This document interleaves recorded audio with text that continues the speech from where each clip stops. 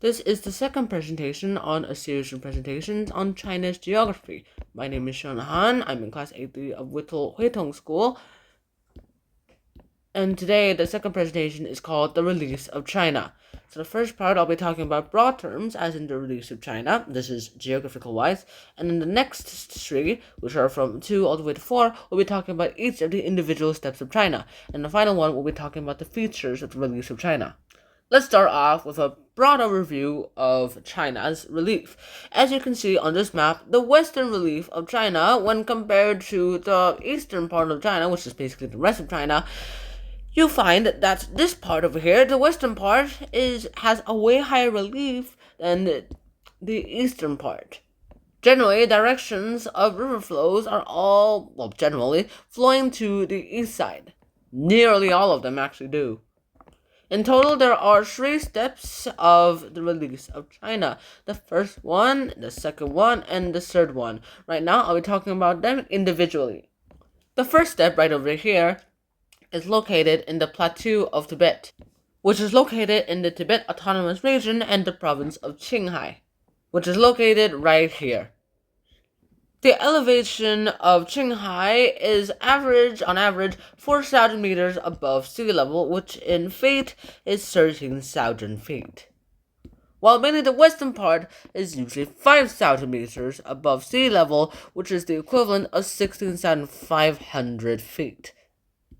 In fact, the western part is also known as the roof of the world. The second step mainly consists of the northern parts of Kunlun and the Qilian Mountains, and they're normally also next to the Qiulai and the Daliang mountain ranges, which is this photo and this photo. Mountain height actually varies, ranging all the way from lowest wise. The lowest recorded mountain range here is 900 meters, all the way to the highest one, which is 1,800 meters. This is the equivalent of 6,000. This is the equivalent of 3,000 feet, and this is the equivalent of 6,000 feet.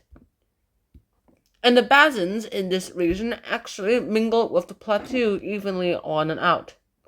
And the third and final step in this region is east of the Dalo mountain ranges, the Taihang mountain ranges, and the Wu mountain ranges. The photos have been mislabeled, and this is the official one. This is the Dalo, this is the Taihang, and this is the Wu mountain ranges. It also borders the eastern perimeter of the Yunnan Guizhou Plateau, which goes ahead and faces towards the China Sea. Almost all of the third part of the relief of China is made of mainly hills and plains, and those are mainly all the way from 450 meters high. That's the most, which in feet is 1,500 feet. But then again, geopolitics nowadays have made it more complicated and made all these ecosystems vulnerable to the politics and the ever-changing ways of China. In fact, most of China, is made up of vast mountains and vast extent of mountains. I'm going to say that one more time because of my pronunciation. Vast extent of mountains.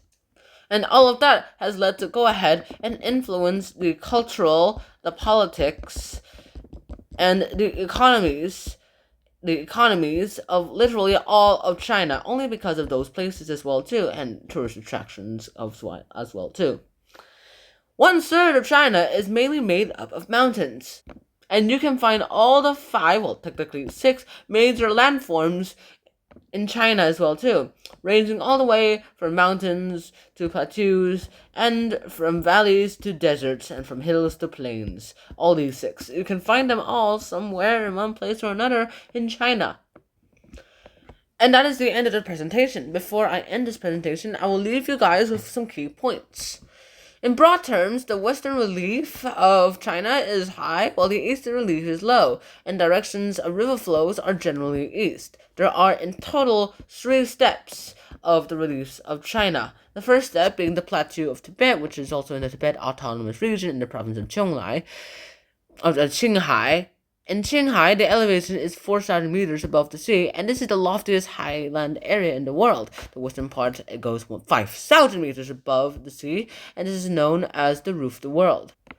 The second step is known as is north of the Kunlun and the Qilian Mountains, and it is also the east of the Qiulai and the Daliang Ranges.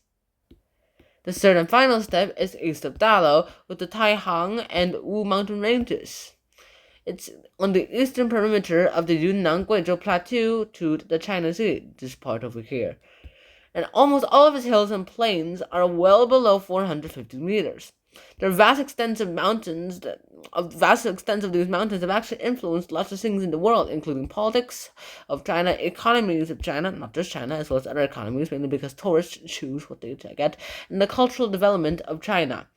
Almost 1/3 of China is made up of entirely, you guessed it, mountains. In fact, it has the world's tallest mountain, the highest and largest plateau, and the extensive coastal plains, as well as being able to find the 5 major landforms here: mountains, plateaus, hill, plain, and basin.